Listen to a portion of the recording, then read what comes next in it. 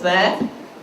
It was an inspection and the inspectors came, they looked, they ticked, and they went. There was no feedback. It was observation, full stop. The first time they inspected my lesson was a Monday morning after the holidays. First Monday morning back, first lesson in the morning. So imagine what the children are like. My first lesson was a PE lesson, physical education lesson. And unbeknown to me, and okay, I should have checked, all the apparatus was not in the hall, it was still in the corridor where they'd put it for the holidays to clean the floor. Needless to say, my lesson was not very good.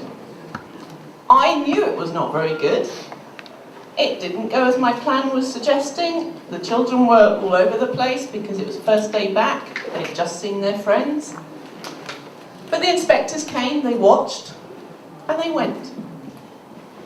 I had no chance to interact with them, no chance to talk with them, to say, hey, I know it wasn't good.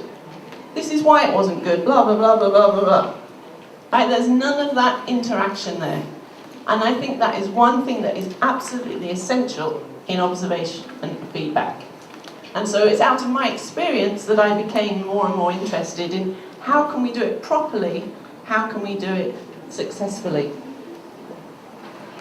As I said, I'm from the UK. I did teaching in the UK, I taught in primary schools in the UK. But the last 15 years I've actually been living in India. So I live in Mumbai. I run an organisation called Destiny Education, which does teacher training around the country. So we don't just do English language teaching, we actually do all types of teaching, mainly primary level. I also work very closely with a school in Mumbai, so I'm kind of at the moment acting principal and director of academic innovation. So I'm also the person responsible for making sure the teachers are developing, that they have continuous professional development. And actually what Simon said this morning was very interesting about it being in school. I'm all for that. Yes, conferences are okay, you're at one now, but in school is the best way of doing it. And lots of development happens within school, within the people who are already there.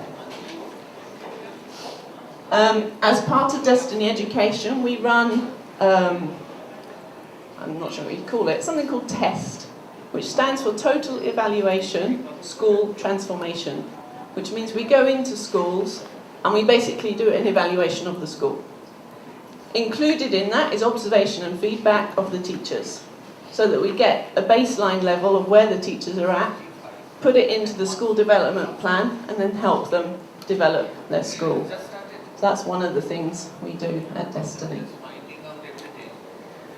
Okay. What I'm going to speak to you is based in research. You can go and look it up. You can find lots of references. I've done it as part of my MA, so I have all the references somewhere, but I'm not going to bore you with quotes and references.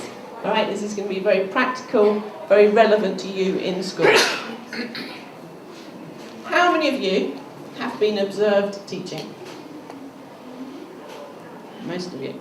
How many of you have observed teachers? Most of you. How many of you enjoy being observed? A few, much less. How many of you, even though you may not enjoy it, think it is a valuable part of teaching learning? Yes. Okay, so I'm preaching to the converted. You already think it's something good, but let's look at how we can possibly even make it better. The purpose of feedback and observation changes how you do it.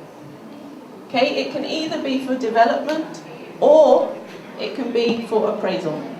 Research says it cannot be both. Alright, so it's either for the development of the teachers or it's appraisal related to pay, related to promotion. It doesn't work very well for both. So and this is why. When it's focused on development, there's chance for innovation.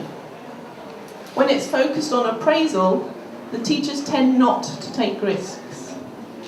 And I can give you an example of this in my own teaching. I was teaching in a school for emotional behaviourally difficult children, and I was teaching the children. My deputy head was coming to observe my lesson. So my planning had the children doing seat-based work from the textbook. Safe, no innovation. Children would sit still, children wouldn't be everywhere, because they had a habit of being everywhere. These were children expelled from other schools because of their behaviour. Okay, so I planned a safe lesson. Lesson went fine, children sat, children did. But the deputy head said to me afterwards, he said, it was okay. He said, but that's not why we hired you. We hired you for your interactive teaching methods. We hired you so that you could do things with the children that actually help them really learn. I was being observed by hierarchy, so I took no risks. Whereas if you're being observed for development, the idea is you take risks. You try something new. You try something different. See how it works. In development, you get real lessons. In appraisal, you get the best. And I know this going to schools and doing lots of appraisal. If I've done training in the school first, and then I'm observing later, every single thing that was in my training session is then in one lesson. And so they fitted it in, even if it doesn't fit. I'm going to show her I can do it. So, that's not what we're looking for if it's to do with development. We're looking for, have you fitted it in where it's relevant? Have you fitted it in where it works? Again, development versus appraisal. Progressive or static? If it's development, it's part of an ongoing process. Often, if it's appraisal, it comes at the end of the year, maybe twice a year, and then the next year you don't necessarily look back at it. It's finished, it's done. Collaborative or to impress. So if it's development, it's about working together. If it's for appraisal, obviously you want to do your best, you want to impress the person who's watching you. For the rest of this session, we're going to look at feedback and observation in the context of development, not appraisal. Okay, so development is collaborative rather than evaluative. The observer is not there to say, oh yes, you're doing well, tick, tick, tick, tick, tick, we'll give you a pay rise. The observer is there to work with you, to help you develop your teaching. It's done with, not to. So it's not the observer observing, it's the observer and the observee working together. And it's ongoing. It doesn't just happen once, maybe not just twice, maybe a few times during the year. And it doesn't end at the end of the year, it carries on. The purpose is for the improvement of the teaching learning process, so that teachers get better and children learn more. Improvement in student outcomes. That's hopefully what happens when teachers get better. Student outcomes get greater. And so this is why observation feedback is done. Observation feedback spiral. Now you'll notice I've called it a spiral. The title actually called it a cycle. Now I think there's a difference. Okay, a spiral starts and progresses. A cycle goes round and round and round and round. Now, if it's about teacher development, it shouldn't just be going round and round and round, because you're going nowhere. If you're developing, you're changing, you're developing. And so we've got a spiral that goes from one level and it keeps going up, up, up. It progresses. So I'll briefly go through this, but I'll explain each bit a bit later. So you get a pre-discussion. Then you get reflection. Then observation. Then reflection again. Feedback. Reflection. Input. Reflection. Action, change. What's next? Reflection. Observation. Reflection. Feedback. Reflection. Reflection is a huge part of the cycle of the spiral. Huge part of the process. I'll explain all the different bits as we go through. But there's the pre-discussion, observation, feedback. You'll notice in the cycle, observation and feedback is there twice. It's not just once. Because there's the initial observation and feedback, and then there's the observation and feedback after a change has been made. And often it's that after bit that gets forgotten. We do it beforehand, we say, yes, this needs changing, go do it. Did it work? Oh yeah. And there's no more follow-up. There's no more observation and feedback, and that's essential that that happens. Okay, why so much reflection? Reflection ensures that the teacher owns it. We heard that this morning. It's so important that the teacher owns what they're doing. It's not about doing it to the teacher. The teacher is a key part in what is going on. They need to own the process. Change happens in the thoughts, not just in the actions. So therefore the teachers need to be thinking, do I really need to make this change? How am I going to make this change? Is it good for the children to make this change? It happens in the thoughts first and then the actions. If the teacher is not convinced the change is needed, it won't happen. The why needs identifying. And that's why the feedback needs to be two-way. Because a teacher may do something in their lesson and you think, oh, that's really not very good. For example, I was in a school just this week, and there was one child it was a pre-primary school, and the child, they'd asked the children, you sit nicely, and then I'll choose you. And this one child, gorgeous pink dress, perfectly sitting, all the way through, absolutely perfect, like this. And yet the teacher didn't choose her.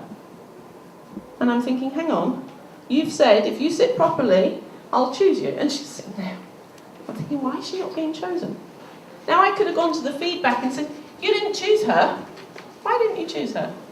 You should have chosen her. She was sitting, did you miss her? Were you not watching?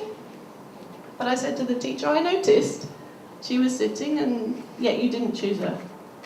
She said, no. She said she won't do it even if I choose her. She'll sit there nicely, but if I ask her to do something, she won't. And so I don't ask her every time. She said, I ask her occasionally. I ask her sometimes. But you see, the teacher knew the class. I didn't know them. The teacher knew them. And so it was so important that it was that two-way conversation. She knew why she hadn't chosen her. All right? And that why needs identifying. Underlying attitudes or character needs exploring of the teacher. Right? The teacher may have an attitude that says, and they may not know it, boys are better, therefore I only ask boys answers to questions. Now they won't be thinking that in their head, but it may be there. So they need to explore their underlying attitudes and characters. Change takes place over time. It doesn't happen in one day, it doesn't happen in 1 week, possibly not even in 1 month. Therefore, the teacher needs to feel that she's definitely a part of the process. And change cannot be imposed. You cannot say to the teacher, you will do this. Because even if the teacher goes through the actions, the moment you disappear, she'll be straight back to what she was doing before. Okay, so looking at the process. Pre-discussion. So this comes before you do any observation, before you do any feedback. It might be that you want to get the teacher to do a self-evaluation, an evaluation questionnaire, just so the teacher looks at their own teaching first before you even look at it. We were talking this morning about research in the classroom, and that involves teachers to look at what they're doing and ask a question. This is the same sort of thing. Ask the question, what in my teaching might need changing? What in my teaching do I want someone else to come and look at so I can have their opinion as well? And this helps it become the teacher to own it. Okay, self-reflection is an essential skill. And I have to say, in my 15 years of working here, it's not something that people are very good at. I did a feedback session with some teachers just this week. I said, okay, you tell me what you think of the lesson. They couldn't. They couldn't self-evaluate. They couldn't self-reflect on their lesson. Eventually, we went through a few questions, a few key points, a few nudges, and they were able to do it. But they need to be able to self-reflect, because if you cannot self-reflect, you always need someone else there telling you. And someone else is not always going to be there. It can be a mirror. I don't know, but when you're in the classroom and you're doing the observing, you may see a teacher do something brilliant and you think, oh, I can use that in my learning, in my teaching. Or you may see them do something and think, oh yeah, I think I might do that as well. And so it can also be used as a mirror. Whether you're the observer or the observee, it can be a mirror. And you need to self-reflect to come up with that learning. And it enables self-development. As I said, you can't have someone come all the time and reflect for you. You need to be able to reflect yourself. Okay, pre-discussion forms a baseline. It may be that you talk about having a general observation. If you're new to the school, or the teacher is new to the school, new to teaching, it might be that you discuss and decide that you want a general observation, not something specific at the beginning. When we go into schools to do the evaluation for the whole school, we start with a general observation, because we want to get that baseline of where the teachers are at. We need to know, the level, the skills that they have, the skills that they may need. It's good to have a discussion of the observation focus. So is there going to be a focus? Is it going to be general? If there's going to be a focus, what is the focus? And it needs to be very specific. So it might be that you want to look at, does the teacher ask questions equally to boys and girls? How much time does the teacher allow once she's asked a question? That's a key one. Many teachers ask the question. Within 1 second, if nobody's answered it, she gives the answer. So what's that time difference there? They say you should allow 3 seconds, at least, before you carry on. Expectations. So what are the expectations of the observation? So that you know and the teacher knows. So the teacher is not suddenly surprised when you do something in the lesson, or she does something and you're not expecting it. What are the expectations? And set the expectations. Write them down so there's a record of them. What's the process going to be? How are you going to do the observation? What data are you going to get? How's it going to happen? We'll look at that in a minute. And set the schedule so that the teacher knows when you're coming. Is it going to be next week, next month, next year? She doesn't want to have to keep thinking, are they coming now? Are they coming now? Are they coming now? All right, set the schedule. And don't just set the schedule for the next observation. Set the schedule for the observation, for the feedback, for the time when they can change, for the next observation, for the next feedback. So there's a time scale there, so the teachers know what's happening. Okay, the observation process. It may be done so the observer is inside the classroom. It may be done so the observer is outside the classroom. Now, you can go to research and there's lots and lots of arguments that says if the observer is inside the classroom, the children are affected, it doesn't give a proper observation result. So do you have the observer outside watching maybe by camera? There could be a camera in the classroom, they could be somewhere else watching, but then they can only see what the camera is showing. What if something is happening around the corner? And does the camera pick up all of the noise that's going on? Does it pick up those little things that the camera can't see, that only an observer in the classroom can see? There's advantages, disadvantages for both. So you need to look at which is best in this situation. Are you going to use a checklist? I remember when I was doing my teacher training as a student, the observation that happened was basically observation checklist. So the tutor sat there with the checklist, did the observation. At the end of it, she comes and feeds back to me, tick, tick, tick, tick, tick, tick, tick, or 1, 2, 3, 4, 5 kind of thing. Not a lot of feedback, not a lot of discussion. This is a report. Okay, but checklists can be useful. Has the teacher done planning? Yes. Does the teacher ask questions? Yes. All right, it can be a simple checklist. Known or unknown? I talked about setting the schedule. Well, when we go into schools and we do the observation of the schools, we do one observation that is known, so the teachers know when we are coming. They know we're coming on Monday at 10 o'clock to their lesson. And then we also do an unknown observation. And the difference between the two is quite interesting. Because obviously for the known observation, they've planned it, it's perfect, children have been warned, please sit still, please. All right? So it's this really nice lesson. And then we come for the unknown observation. Oh, it's half planned, children are all over the place, lesson kind of doesn't go anywhere. And that is actually eye-opening, because it tells you what the teacher can do if they really try. And yet, the level that they're happy with when they're just doing it as if no one's going to be there. And so it's actually that difference that you need to say to the teacher, hey, you're not teaching me as an observer, you're teaching the children. The children are in your classroom all the time. All your lessons should be at that standard.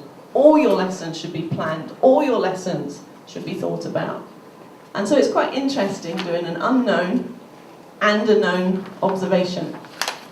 The teachers did know we were going to do an unknown, they just didn't know when. So it's good to think about that too. Are you going to do quantitative data or, oh, video, where did that come from?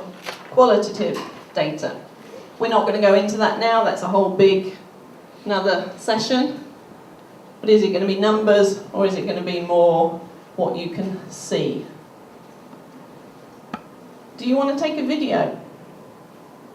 Video is actually great because you can go back on it, and when you're feeding back with the teacher, you can show a clip and say, okay, what do you observe? And the teacher will say, oh, every 5 minutes I'm doing this. Or every 5 minutes I'm scratching my nose. And the teacher won't notice that. If you tell the teacher might think, oh, I probably do it once. But by observing on the video, observing themselves on the video, they're suddenly, oh, that's what I do. And so video is a great resource, especially for the feedback. And the teacher can go back and look at it, and she can study it, and she can look and say, oh yeah, okay, yeah, I understand why that didn't work. Maybe if I try it this way, it might work. Because while we're teaching, we can't be thinking about everything that's going on. But a video can pick up some of the things we may not see as we're teaching. You might have a rubric that helps you evaluate the teacher, helps you look at whether their planning is where you need it to be, where you want it to be, whether their questioning is where you want it to be. A rubric can help you guide you and can help guide the teacher, also as to expectations. So why third-party observation? Why is it good to have somebody else come in your classroom? I asked the question at the beginning, when half of you were not here. I said, how many of you have been observed? You can answer again. How many of you have been observed as a teacher? Okay, lots of you. How many of you have done the observing? More of you. And then I asked, how many of you liked being observed? Oh, we got more this time. Not much. But not much. Okay. It's difficult. It's difficult to have someone else in your classroom. However, it is worth it. And that was the next question I asked. How many people, although they don't particularly like it, think it is very useful? Yeah.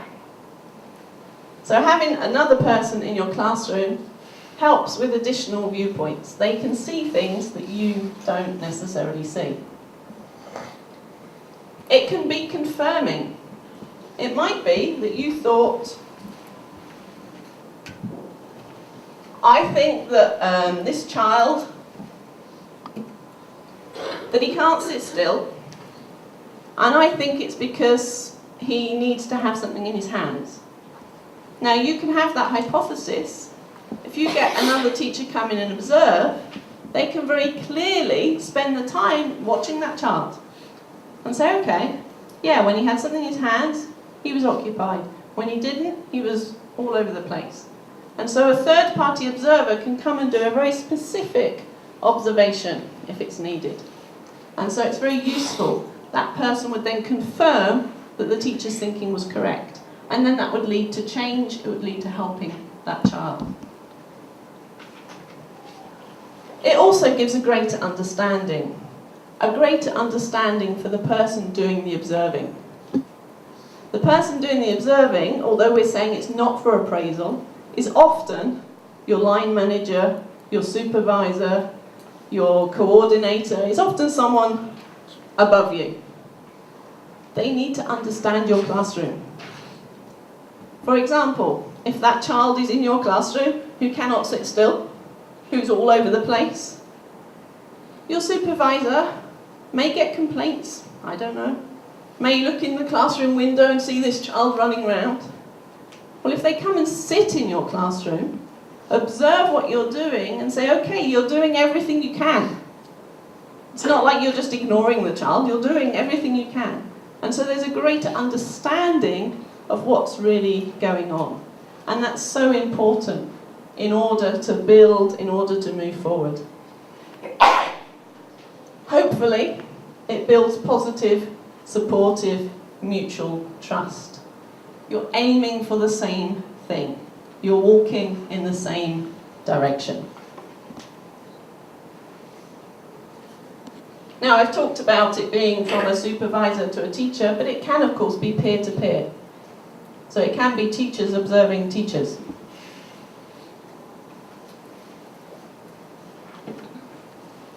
And that works well because it takes away some of that threat.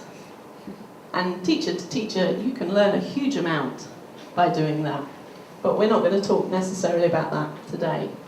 But it's worth thinking about teacher to teacher observation feedback also. Okay, what can be some of the pitfalls of observation and feedback? It can be horrible. I told you this morning early when I started about my experience of Ofsted in the UK. They came in, they observed, they went away. I felt horrible because I knew my lesson was not good and I couldn't speak to them and say, hey, this is why, this is what happened. Because we're teaching children. Children can do anything, right? We don't know what they're going to do. We may have this perfectly planned lesson and the children are having an off day. Or it's windy, it's rainy, it's stormy. And they go, ooh, right? We can't guarantee that all our lessons are going to be perfect. However, what's the problems? We talked about this briefly at the beginning. The observee may be trying to please the observer. That doesn't help development. That just makes the observer think, oh, great teacher, okay. There's no forward process. Even if they are a great teacher, there may be something that can make them an even greater teacher. You know, as teachers, we're always learning. We can never say, I've made it. Right? There's always something to learn. There's always something to change. There's always something else we can be doing. They may have preconceived ideas. Now, that may be of the observee, the teacher, or the observer. And we'll look at that in a bit more detail in a minute. There may be a lack of motivation. Oh, why do we have to do this? Why do we have to be observed? Why do we have to feedback? Why do we have to change? Why can't we just keep doing what we've been doing for the last 10 years? Right? There may be a lack of motivation there. There may be a lack of experience on the observer's point of view. And again, we'll look at that in a bit more detail. Lack of resources. The teacher may say, I want to do this, but I can't because I don't have this. I can't because I don't have that. They know what they want to do, but they're hampered by the resources that are available. And therefore, when you're observing them and saying, why haven't you done this? They're saying, but I can't. Lack of support. There needs to be in a supportive frame of mind. There needs to be support from the observer and the observee. It needs to be done together. And it may just be going through the motions. The principal has said, okay, we're going to have observation feedback spirals, and it's going to happen to every teacher 3 times a year. So every teacher, every coordinator, every supervisor said, okay, 3 times a year. And so they plan it all, they do it all, they tick the right boxes, and it's going through the motions. There's no real interest, there's no real motivation, there's no real change that occurs. If you're just going through the motivations, don't bother. Sorry, just going through the motions, don't bother. It's not worth it. So the observer skills. They say that an observation is only as good as with the observer. The observer's skills can limit the effectiveness of the observation. If the skills of the observer are low, the effectiveness of the observation will most probably also be low. Observers are subjective. All right? We all come with our preconceived ideas. We all come with our own ideals. It is subjective. And the relationship makes a difference. If you and your supervisor, your coordinator, if you get on well, then you'll be okay about the observation. If you're afraid of your coordinator, your supervisor, or you really don't like them, then you're going to be tense as a teacher. Or the observer's going to be thinking, okay, that relationship makes a huge, huge difference. Maybe biased. Maybe that the teacher is biased, the observer is biased towards, young teachers.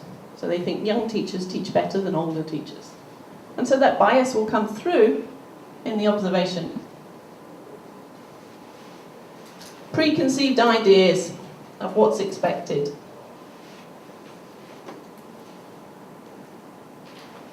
Pedagogy ideals. What you think is good teaching and what the teacher thinks is good teaching may be very different. And we'll look at that in a minute. The experience of the observer. If the observer has only ever been in that school, that one school, and they've only ever seen the teaching in that one school, then their experience is going to affect the observation and the feedback they give, because they haven't seen anything else. They don't know there's alternatives. They don't know there's something else that they could be doing. Positioning. The simple where does the observer sit? Do they sit next to the teacher while the teacher is teaching? Do they sit at the side? Do they sit at the back? Do they sit within the students? Where the observer sits makes a huge difference to how the teacher feels, a huge difference to how the children react. When I'm observing, I try and sit at the back in a corner. I try and disappear into the wall. I say to the teachers, please, I'm invisible. Just carry on, I'm invisible. Unfortunately, the children don't quite get that, especially when they're young. Spend a bit of time looking. But yeah, where you sit makes a big, big difference. Another question, do you get involved? Or do you sit there being invisible? Sitting there being invisible means you can see what you can see from your chair. But if the children are doing group work or individual work, maybe you want to go around and just have a quick look to see what they're doing. So again, you need to decide which or combination of you're going to do. But the idea of an observer is that you don't disturb the lesson, that the lesson can carry on without you getting in the way. And one thing you certainly shouldn't do is take over from the teacher. Unless, of course, there's going to be a disaster, accident, physical, something or other, then please do. But otherwise, you can just sit there and go, okay, this is horrible, but let the teacher carry on.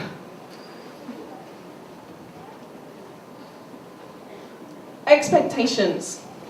This is something I've found going around many schools in India. The expectations of teachers and the expectations of people like me, consultants, can often be quite different. There's another slight difference here between theory and practice. I did some observation in one school, and I did a whole session with the teachers first about expectations. And so we listed all the expectations, and they came up with what I would expect. So I was thinking, oh great, this is brilliant. You know, if I go in the classroom, I'm going to see this. And so I made a comment at the end. I said, I'm going to really enjoy being in your classrooms if this is what you're teaching. And there was kind of embarrassed laughter, as if to say, yeah, we know what we're meant to be doing, but actually this is not what we're doing. So teachers may be able to tell you in theory what teaching should be, but their practice may be something completely different, even if it's the same teacher. So we'll look at this. Silent classrooms, studious. Quiet discussion, thinking. Sometimes I do training in schools, and I get the teachers to do discussions and say to them, in the classroom, children should be talking.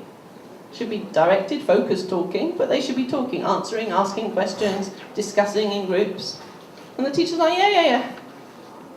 And then at the end they say, but we can't do that, because when our coordinator walks down the corridor and looks in our classroom, they want to see a silent classroom.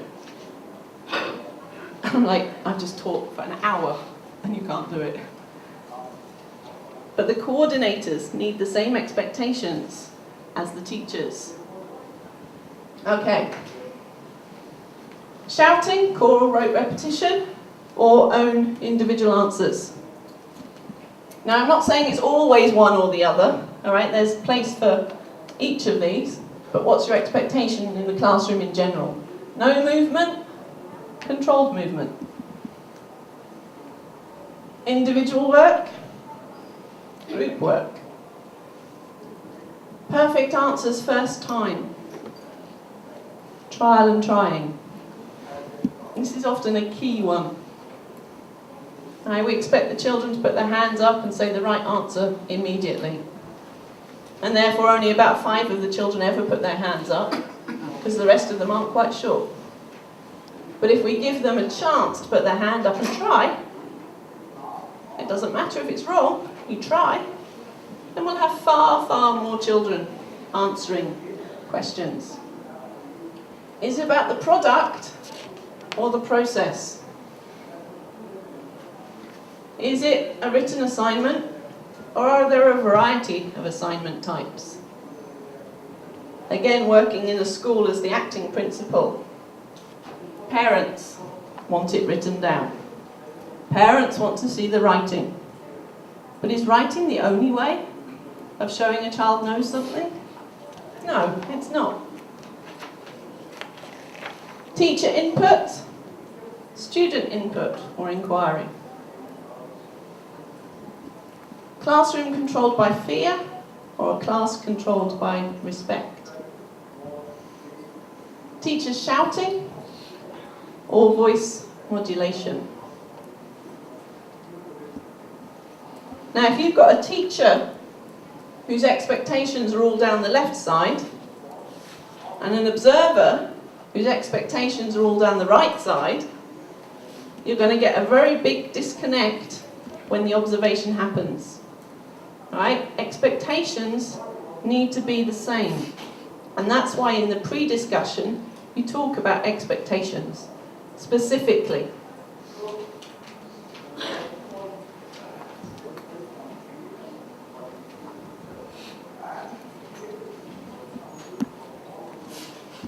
Okay, evidence.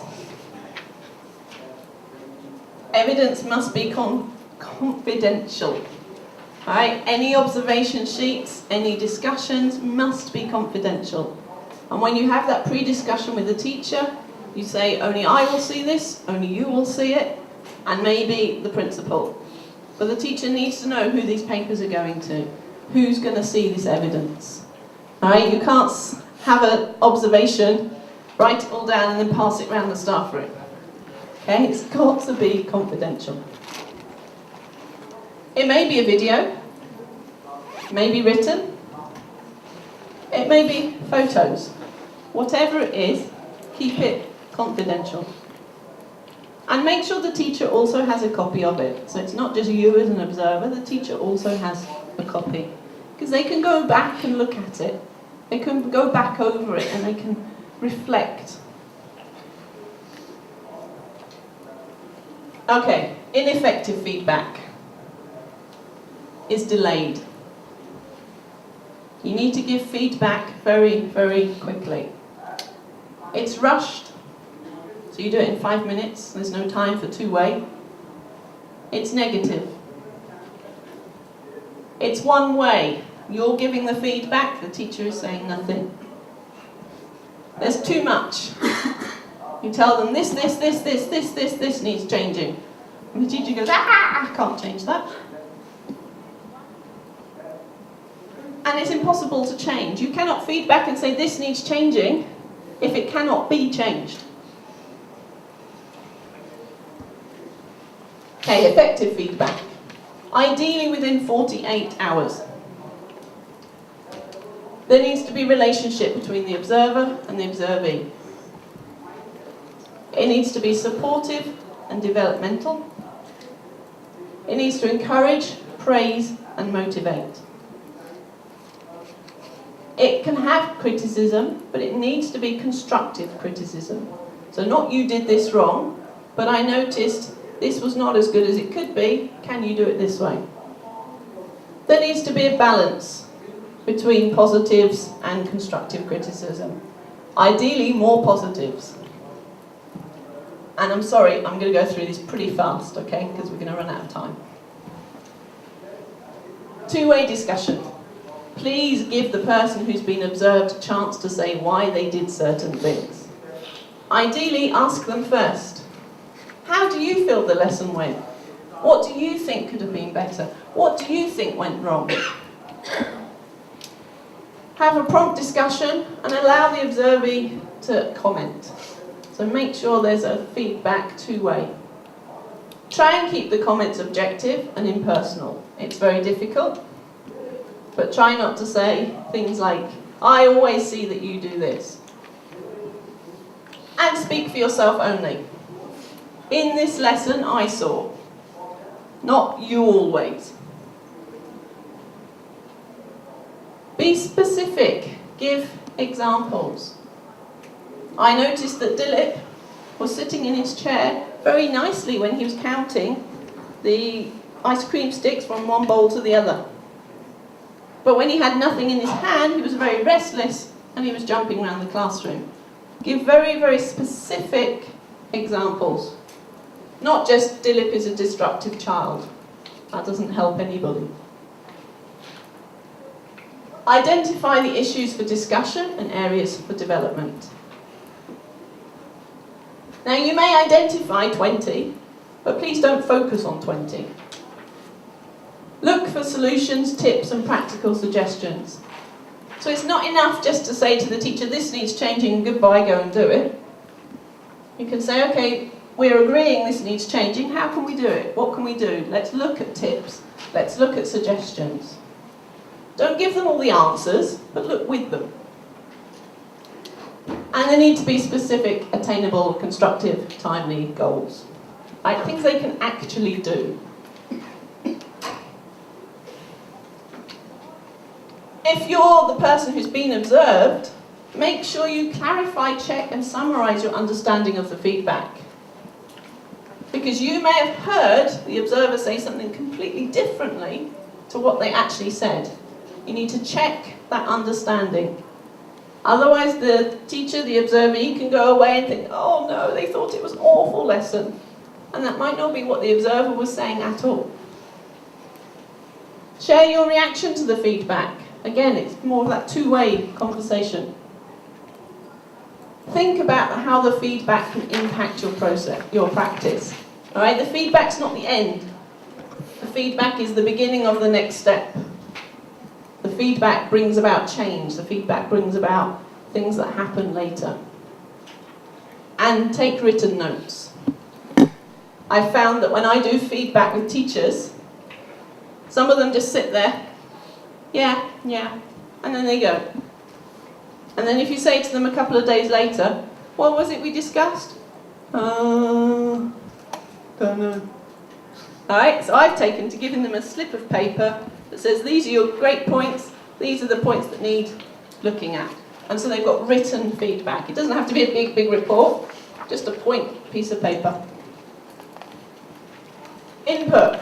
They may need training, coaching, demonstration lessons, resources. They may need to read, they may need to research, but they definitely need encouragement. Alright, if your feedback is that change needs to happen, you need to help give the input. Change may be targeted. It will take time. As was said this morning, it doesn't happen in 1 week. It takes time. They will need support. It's ongoing, and there needs to be follow-up. Alright, that spiral doesn't end with change. There comes another observation, another feedback. Also, when you're talking about it, ask the question, can it actually be changed? Don't ask the teacher to change something that cannot be changed. You need to think about culture. Whether that's geographical, the country, the state, it might be the school, it might be religious culture. Certain things cannot be changed. Expectations. Management, parent, teacher, consultant. Is it just that the consultant thinks something's fantastic, therefore the teacher has to change it? And parents. Do we teach as parents want us to teach, or do we teach the most effective way for children? That's a big question. Beliefs. Might be your individual belief, corporate belief, or tradition. So often I hear, but we've always done it that way. It has to be done that way. We can't change it. Some of those things you can change. Some of them, maybe you can't. But just because someone says it's always been done that way does not mean it has to be done that way every single time. Practicalities. Are there the finances? Is there the space? Are there the resources? Are the teachers constrained because of practical things? Or can you actually change that? Can you buy something that will help? Is there the money to do it? It's an ongoing process. It needs revisiting. It doesn't happen once. It's a spiral. Hopefully, it brings a sense of achievement. For the teacher who's changing, for the observer who's observing and seeing the change, and for the children who are obviously also benefiting from the whole process.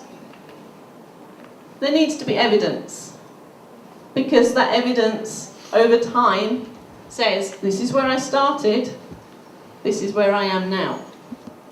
Alright, so please keep evidence, keep the videos, keep the photos, keep the written evidence. It shows the teacher that change is happening.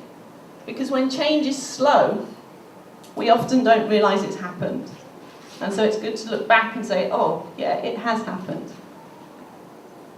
And also have a tracking system, so that you know who's been observed by who, how often it's been done, just the admin side of it.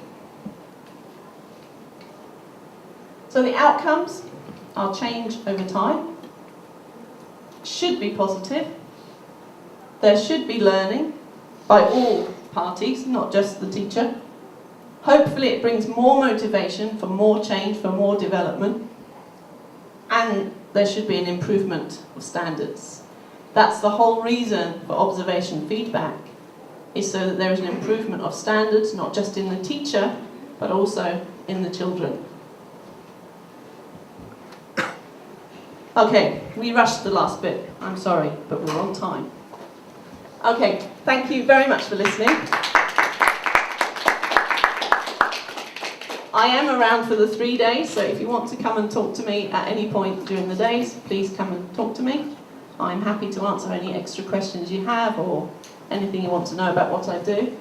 Please contact me. That's my email at the bottom. At the bottom left is the website of the company that I run, destinyeducation.net. Please note it's .net, not .com.